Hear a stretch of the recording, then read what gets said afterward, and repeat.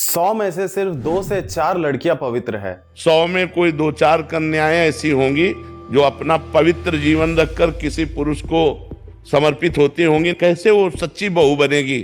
ये एक लाइन थी जो इंटरनेट को आग की तरह जलाने के लिए काफी थी। संस्कार वर्सेस मॉडर्न कल्चर का ये धमाका ट्रेंडिंग बन गया। लेकिन क्या आपने सोचा है कि शायद साइंस भी इस महाभारत का एक हिस्सा बन सकती है? नमस्ते, मेरा नाम है सुमित और मैं जर्मनी में एक साइंटिस्ट हूँ। जब मैंने इस कंट्रोवर्सी को सुना और गहराई से समझना शुरू किया तो लगा कि मीडिया और इन्फ्लुएंसर बातों को ट्विस्ट करके दिखा रहे हैं। एक दूसरा पहलू भी है जो मैं आपके सामने रखना चाहता हूँ। जुलाई 2025 में प्रेमानंद जी महाराज का वीडियो वायरल हुआ जिसमें उन्होंने boyfriend girlfriend culture, dating apps और मल्टीपल पार्टनर्स को शादी की बर्बादी का रीजन बताया।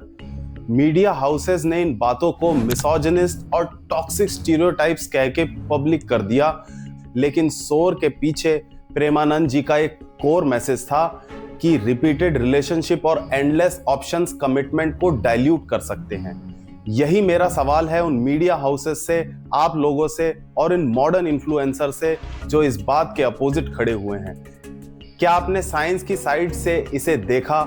मैं इस वीडियो में किसी की भी साइड नहीं ले रहा हूं, बस फैक्ट बेस्ड ओपिनियन रखना चाहता हूं। ये 5 पॉइंट मैंने अपनी मर्जी से नहीं जोड़े हैं, ये सारे फैक्ट्स हैं और आप प्लीज कमेंट करके बताइए कि आपको क्या लगता है ये 5 पॉइंट कितने सही हैं या कितने गलत। अगर आपको सही लगे तो भी बताइए और गलत लगे तो रीजन के साथ बताइए कि हमें ये पॉइंट इसीलिए गलत लगता है। तो चलिए शुरू करते हैं पहले पॉइंट से। सबसे पहला पॉइंट है पास्ट इंटीमेसी एंड शादी की स्टेबिलिटी को लेकर। लोग कह रहे हैं कि किसी को भी ये डिसाइड करने का हक नहीं है कि कितने पार्टनर्स ठीक है। इन लोगों ने प्रेमानंद जी महाराज का ये स्टेटमेंट जो उन्होंने बोला इसको रेग्रेसिव यानी एक पुरानी सोच बताया है और उन्होंने कहा है कि ये तो बहुत पुरानी सोच है, तो पुरानी सोच वाले बाबा है, कुछ भी कहे जा रहे हैं। अब इसको चलिए साइंटिफिक तरीके से समझते हैं। 2023 के व्हिटले इंस्टीट्यूट की एक रिपोर्ट ने पिछले रिश्तों के रिकॉर्ड और शादी की स्टेबिलिटी पर रिसर्च की है और ये स्टडी रियल है। इस स्टडी में पाया गया है कि जो लोग शादी तक वेट करते हैं या सिर्फ एक इंटीमेट पार्टनर के साथ रहते हैं उनकी रिलेशनशिप के सेटिस्फैक्शन और स्टेबिलिटी सबसे ज्यादा होती है। इसके मुकाबले में जिन लोगों की शादी से पहले पार्टनर्स होते हैं उनकी रिलेशनशिप सेटिस्फैक्शन लो होता है, उनके डाइवोर्स के चांसेस भी ज्यादा होते हैं। रिपोर्ट के को-ऑथर जेसन कैरल ने यह भी कहा है कि ज्यादा इंटीमेट एक्सपीरियंस आगे चल के रिलेशनशिप के लिए एक रिस्क फैक्टर बन जाते हैं और यही बात प्रेमानंद जी महाराज समझा रहे हैं। इसको एक चीज से समझते हैं, अगर जब हम 1 या 2 रिलेशनशिप तोड़कर तीसरे रिश्ते में जाते हैं हम अपने पास्ट एक्सपीरियंसेस को भी साथ में ले जाते हैं। हम नए पार्टनर को एक व्हाइट पेपर की तरह जज नहीं करते बल्कि पिछले रिश्तों की गलतियों से उसे प्रोजेक्ट कर देते हैं। इसे एक बहुत आसान एग्जांपल से समझते हैं, जैसे घर में आम का अचार होता है, उस अचार को थोड़ा दाइम देने पर वो बहुत अच्छा हो जाता है, लेकिन उसी अचार के डब्बे को आप बार बार खोल के देखेंगे तो वो अचार खराब हो जाता है। ये उसी तरीके से है जैसे प्रेमानंद जी महाराज ने कहा कि हमें एक रिलेशनशिप में बन के रहना चाहिए, रिलेशनशिप गर्लफ्रेंड बॉयफ्रेंड वाले रिलेशनशिप को नहीं अपनाना चाहिए। अच्छा, तो ओवरऑल पिछले रिलेशनशिप मैटर करते हैं, पर मॉडर्न लिविंग और डेटिंग कल्चर का क्या? तो अगले पॉइंट में हम यही एक्सप्लोर करते हैं कि लिव इन, चॉइस ओवरलोड और सोशल मीडिया क्या रोल प्ले करता है। बाबा जी ने लिव इन को गलत बताया है, लेकिन कुछ इन्फ्लुएंसर और यूथ के मुताबिक लिव इन रिलेशनशिप और डेटिंग एप्स कंपैटिबिलिटी टेस्ट करने का मॉडर्न तरीका है। फोन्स और सोशल मीडिया उन्हें कनेक्टेड रखते हैं। अब इसे साइंटिफिकली समझे तो रिसर्च ये बताती है कि लिव इन रिलेशनशिप ज्यादा सस्टेनेबल नहीं होते। इंस्टीट्यूट फॉर फैमिली स्टडीज के डेटा के मुताबिक 54% लोग जो लिव इन रिलेशनशिप में रह रहे हैं वो 6 साल के अंदर ब्रेकअप कर लेते हैं। सिर्फ 33% लोग शादी तक पहुंचते हैं। अगर आप कमिटमेंट या एंगेजमेंट के बिना लिव इन शुरू करते हैं तो डाइवोर्स का रिस्क 25% से ज्यादा बढ़ जाता है। बिहेवियरल साइंटिस्ट ने पाया है कि जब आपके पास बहुत सारे पोटेंशियल पार्टनर होते हैं तो डिसीजन लेना मुश्किल हो जाता है। लोग रिग्रेट फील करने लगते हैं, करंट रिलेशनशिप से सेटिस्फैक्शन बहुत कम हो जाता है जिसकी वजह से ब्रेकअप के चांसेस भी बढ़ जाते हैं। सोशल मीडिया पर एक स्टडी कहती है कि लंबे समय तक फोन और एप्स पर बैठने से 59% लोगों की फैमिली रिलेशनशिप पर नेगेटिव असर पड़ता है। कॉन्वर्सेशन के दौरान फोन स्क्रॉल करने से इमोशनल डिस्कनेक्ट बन जाता है और ऑनलाइन दिखाई गई परफेक्ट जिंदगी से हमें अपनी जिंदगी को कंपेयर करने लगते हैं, जिसकी वजह से जेलसी बहुत ज्यादा बढ़ जाती है। अब इसको एक एग्जांपल से अगर हम समझे, एक बुफे को इमेजिन करिए, 100 डिशेज है और आपके हाथ में फोन भी है। फोन में नोटिफिकेशन आ रही है और आप डिशेज लिए जा रहे हैं, तो आपका ना फोकस फोन पे रहेगा ना डिशेज पे रहेगा। आप सोशली भी इतने ज्यादा ऑकवर्ड हो जाएंगे कि आप डिस्कनेक्ट हो जाएंगे सोसाइटी से। आप किसी भी डिश का मजा नहीं ले पाएंगे, कभी पेट भर के खाना भी नहीं खा पाएंगे। रिलेशनशिप भी इसी तरीके से है। जब कमिटमेंट से पहले आप टेस्टिंग और स्क्रोलिंग मोड में चले जाते हैं तो सेटिस्फैक्शन भी बहुत ज्यादा डाइल्यूट हो जाता है। लेकिन मॉरल जजमेंट छोड़िए, क्या हमारे दिमाग किसी एक साथी पर टिके रहने के लिए बना है? अगली कहानी इसे न्यूरोसाइंस के साथ जोड़ती है और इस चीज को एक्सप्लोर करती है कि क्या हमारा मेंटल स्टेटस किसी एक पार्टनर से जुड़े होने के लिए बना है। तो बाबा जी ने कहा कि लॉयल रहो, एक साथी के होने के बावजूद दूसरी जगह मुंह मत मारो, ये उनके वर्ड्स थे। लोग कहते हैं कि ये सिर्फ मोरालिटी का ड्रामा है। ओपन रिलेशनशिप साइंटिफिकली न्यूट्रल होते हैं और चीटिंग को सोसाइटी ही डिमोनाइज करती है। अब इस चीज को अगर हम साइंस से समझे तो हमारा दिमाग जो होता है उसके अंदर केमिकल्स होते हैं, 2 मेन केमिकल्स, जिसका नाम होता है ऑक्सीटोसिन और डोपामिन। शायद आपने बहुत जगह सुना होगा। ये दोनों केमिकल्स हमारे साथी से जुड़े होते हैं जो रिश्ते बनाने में हमारी मदद करते हैं। जब अपना साथी छोड़ जाता है तो इन सिग्नल्स का बैलेंस बिगड़ जाता है, जिसकी वजह से उदासी या डिप्रेशन महसूस होता है।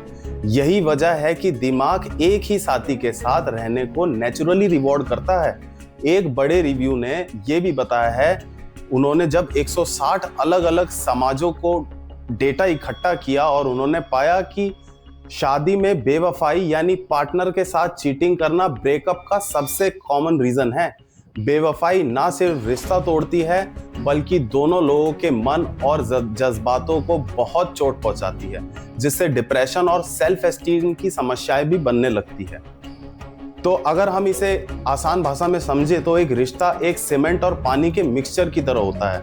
जब आप सीमेंट और पानी को सही रेशियो में मिलाते हैं, एक बार में सीमेंट सेट हो जाती है, वो कंक्रीट बना देती है। लेकिन आप उसी सीमेंट को बार बार पानी डालते रहेंगे, बार बार मिलाते रहेंगे, तो वो डिस्टर्ब हो जाता है और वो उतना स्ट्रेंथ आपको सीमेंट में नहीं मिलेगी।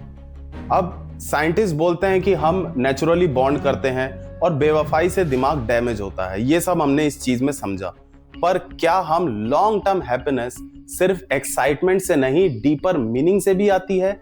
ये देखते हैं हम लोग अगले पॉइंट में। तो हमारा अगला पॉइंट है एक ऐसी चीज के ऊपर जो बहुत ज्यादा रिसर्च है बिहेवियरल साइंस और न्यूरो साइंस के मामले में। तो बाबा जी का यह बयान था कि एक पार्टनर्स के साथ रहो, लेकिन यूथ आर्ग्यू करते हैं कि एक ही पार्टनर पूरी लाइफ के लिए अनरियलिस्टिक सिचुएशन है। नए एक्सपीरियंस ही हैप्पीनेस है। अरेंज मैरिज को वो लोग आउटडेटेड कहते हैं, अनरोमांटिक समझा जाता है उन लोगों के मुताबिक। अब इस चीज को चलिए साइंस से समझते हैं। पॉजिटिव साइकोलॉजी के रिसर्चर कैथरीन बाओ और सोनिया ने दिखाया कि रोमांटिक रिलेशनशिप में इनिशियल फेज टाइम के साथ हेडोनिक एडेप्टेशन करने लगता है। अब इसका हेडोनिक एडेप्टेशन का मतलब होता है कि कोई भी नई खुशियां या थ्रिल पहले बहुत ज्यादा एक्साइटिंग लगती है, लेकिन कुछ ही वक्त बाद हम उसकी आदत डाल लेते हैं और वो एक्साइटमेंट धीरे धीरे कम हो जाती है। लॉन्ग टर्म हैप्पीनेस हेडोनिया से नहीं बल्कि यूडेमोनिया से आती है। यूडेमोनिया का मतलब है पर्पस से आती है। Meaning driven relationship emotionally pattern को स्टेबलाइज रखती हैं। क्रॉस कल्चरल स्टडीज में पाया गया है कि अरेंज्ड कपल्स का self reported love score 10 point के स्केल पर 3.9 से बढ़कर 8.5 तक गया है। कमिटमेंट और सैक्रिफाइस लव को ग्रो करने वाले सबसे स्ट्रॉन्ग फैक्टर्स हैं। अब यही चीज बाबा जी ने कही तो बहुत लोगों को गुस्सा आ गया। उन्हें लगा ये तो क्या कह रहे हैं, ये तो पुरानी सोच है और वगैरह वगैरह। अब इस थ्रिल बेस्ड रिलेशनशिप एक स्मार्टफोन की तरह होती है। जैसे आपने नया फोन खरीदा तो शुरुआत में बहुत मजा आता है, वाह वाह नया फोन मिल गया। लेकिन वही फोन पुराना हो जाता है तो आपका इंटरेस्ट उसमें खत्म हो जाता है। यही चीज इस पॉइंट को बहुत अच्छी तरह समझाती है। स्टेबिलिटी और मीनिंग पर इतना जोर, पर क्या स्पिरिचुअल प्रैक्टिस हमें मंकी माइंड को ट्रेन कर सकती है? आखिरी पॉइंट इसी बात पे है। तो आपने बहुत बार सुना होगा कि बाबा जी बोल रहे हैं नाम जप करो, ये दिमाग को शांत रखेगा, आपको बहुत ज्यादा सुकून मिलेगा लाइफ में। और बहुत सारे लोग कह रहे हैं कि ये तो सुपरस्टिशन है, मन को इधर उधर भटकना है, एक शब्द रिपीट करने से क्या फायदा। तो उससे सब बदल, भजन करने से सब ठीक हो जाता है। भजन ना करे तो फिर कुछ नहीं ठीक होना। जो प्रारब्ध है वही बहुत सुख दुख भोगते हुए जन्म मरण की परंपरा बनी रहेगी। भजन करोगे सब ठीक हो जाएगा। अब इसे न्यूरोसाइंस के एंगल से समझते हैं। न्यूरोसाइंस के हिसाब से जब तक हम कुछ स्पेसिफिक नहीं सोच रहे रहते, जैसे कि बस बैठे हैं और फोन स्क्रॉल कर रहे हैं, तब हमारा दिमाग का एक पार्ट एक्टिव हो जाता है जिसे कहते हैं डिफॉल्ट मोड नेटवर्क, DMN। ये DMN हमें पुरानी बातें या गलतियां याद दिलाता है या फिर दिमाग इधर उधर भटकाता रहता है। इस प्रोसेस को रुमिनेशन कहते हैं, यानी एक ही बात को बार बार सोचने लगता है, जो अक्सर स्ट्रेस और एंजाइटी का कारण बन जाता है। लेकिन जब हम मंत्र जाप करते हैं तो रिसर्च के मुताबिक DMN एक्टिविटी कम हो जाती है। मेडिटेशन करने वाले लोगों का दिमाग ज्यादा शांत रहता है, उनका स्ट्रेस लेवल भी बहुत कम हो जाता है और फोकस भी बहुत ज्यादा बढ़ जाता है। स्टडीज दिखाती है कि रेगुलर चैंटिंग से दिमाग के वो पार्ट स्ट्रांग हो जाते हैं जो मेमोरी और डिसीजन मेकिंग में हेल्प करते हैं, जैसे हिपोकैम्पस और प्रीफ्रंटल कॉर्टेक्स में। सिंपल वर्ड में अगर हम इसे समझे तो नाम जप से दिमाग भटकना कम हो जाता है, स्ट्रेस कम हो जाता है, फोकस बढ़ जाता है और एंजाइटी भी बहुत ज्यादा कम हो जाती है। इसे एक मेटाफर से हम सोचने की और समझने की कोशिश करते हैं। सोचिए आप एक नया पपी अपने घर में लाए। उस पपी को आप सिखाते हैं, सिट सिट बोल के उसको बैठना सिखाते हैं, लेकिन शुरुआत में वो आपकी बात नहीं सुनता। आप रिपीटेडली ये चीज उसको बोलते रहते हो और बाद में जाके वो चीज समझने लगता है। तो वैसे ही हमारा दिमाग है। हमारे दिमाग मंकी माइंड डिस्ट्रैक्शन में भागता है। नाम जप एक कमांड की तरह होता है, बार बार रिपीट करने से माइंड एक जगह लग जाता है और माइंड का फोकस बढ़ जाता है। तो दोस्तों, प्रेमानंद जी महाराज के स्टेटमेंट ने कंट्रोवर्सी जरूर पैदा की, लेकिन जब हमने उनके कोर आइडियाज को साइंस के लेंस से देखा, हमें कुछ हैरान करने वाले फैक्ट पता चले। चाहे वो पास्ट रिलेशनशिप और ट्रस्ट हो, या लिव इन या ब्रेकअप का डेटा, या दिमाग की बॉन्डिंग केमिस्ट्री, हर जगह एक ही बात रिपीट हो रही थी। वेस्टर्न कल्चर्स ने कमिटमेंट को कंफ्यूजन में बदल दिया है। और जब डिस्ट्रैक्शन ज्यादा हो जाए तो नाम जप जैसे प्रैक्टिस भी एक साइकोलॉजिकल टूल किट बन जाते हैं। और प्रेमानंद जी महाराज इन्हीं सब चीजों के बारे में अपने हर एक जो उनके एकांतिक वार्तालाप होते हैं उनमें बताते हैं। तो अब सबसे बड़ा मेरा आप लोगों से और उन इन्फ्लुएंसर्स और उन मीडिया हाउसेस से ये सवाल है, क्या हम सच में प्रोग्रेस कर रहे हैं या सिर्फ नए तरीके से पुरानी मिस्टेक्स रिपीट कर रहे हैं? मैं आप लोगों से भी जेन्युइनली ये जानना चाहता हूं, क्या आपको लगता है कि प्रेमानंद जी का मैसेज साइंस के साथ अलाइन करता है? क्या आपको लगता है कि प्रेमानंद जी सही कह रहे थे? अगर आपको लगता है कि मेरी बातें और प्रेमानंद जी की बातें से आप एग्री करते हैं तो कमेंट में एग्री जरूर लिखें, डिसएग्री करते हैं तो डिसएग्री लिखिए और उसका रीजन दे।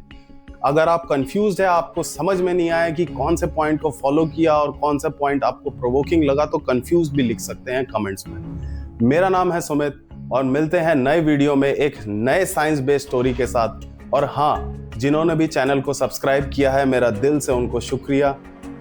और जिन्होंने भी चैनल को सब्सक्राइब नहीं किया है तो आप सब्सक्राइब कर लीजिए, क्योंकि सब्सक्राइब करने में कोई पैसा नहीं लगता है। इतने ही इंटरेस्टिंग वीडियो आपको आगे भी मिलते रहेंगे। चलिए मिलते हैं नेक्स्ट टाइम, तब तक के लिए take care, good bye and Radhe Radhe.